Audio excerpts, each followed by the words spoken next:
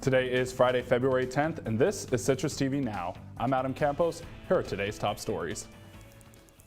The Newhouse School has announced their new communications director. Alum Gennaro Armas will start his position next month. Armas is coming to Syracuse from the University of Wisconsin-Milwaukee, where he was the public relations manager. Newhouse Dean Mark Lodato is confident in Armas' abilities, saying, quote, "I know he will be a champion for our students, faculty, staff, and alumni," end quote.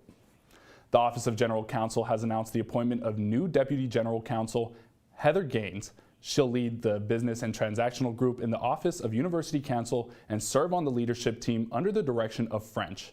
Gaines comes from the University of Arizona, where she earned her undergraduate and law degrees.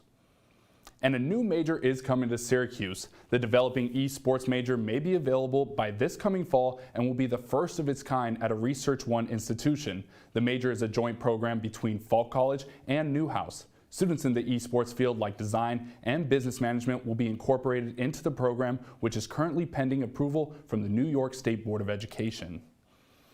And news across Syracuse, the Syracuse Fire Department is investigating a commercial fire that left a building in East Syracuse unusable. Fire crews responded to the fire last night, but say the fire was difficult to extinguish due to poor water supply. No injuries have been reported from the fire. And Central New York truck drivers are protesting a response to plans to drop charges against a driver that killed a tow truck driver last year. Tow truck drivers are gathered along Onondaga Lake Parkway last night, where Ariel Martinez was hit by a driver while loading a car onto his tow truck. The driver was originally charged with vehicular assault and second-degree assault, but now only faces a traffic violation. And coming up, masking mandates in New York are changing. Find out where masks are no longer required when we come back. Welcome to my house.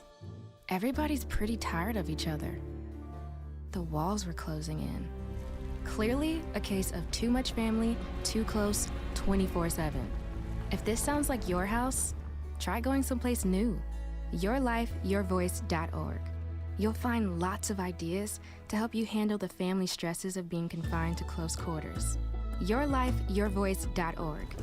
It could help you find a little more breathing room.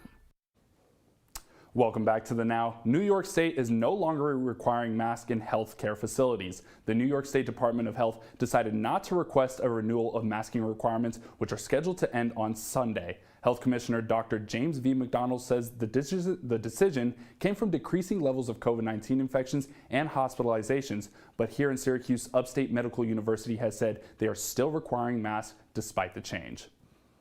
And a third marijuana dispensary in Binghamton is now open. The other two licensed dispensaries in the state of New York are in Manhattan, but there's an unlicensed one in Rome. Rome's second ward councilor, John Mortiz, says there hasn't been any resident concerns about the unlicensed shop. The Syracuse Common Council was considering adding a new law to combat illegal marijuana sales, but has not enacted anything yet. You know, and after we faced that cold front last week, the weather this week has been feeling great, especially for me being from California. I'll take the warm weather any day. Our weather anchor, Alana Epstein, is here to tell us whether this warmer weather is here to stay through the weekend. Alana, what do you have for us? Well, thanks, Adam. I'm very excited to tell you that this warm weather is in fact here to stay. Taking a look at our temperatures right now, it's 36 degrees, and I also will take this 36-degree weather over the 0-degree weather we had last week. In the next hour, we could expect some light snow showers, but nothing too much that should be affecting the weather like crazy.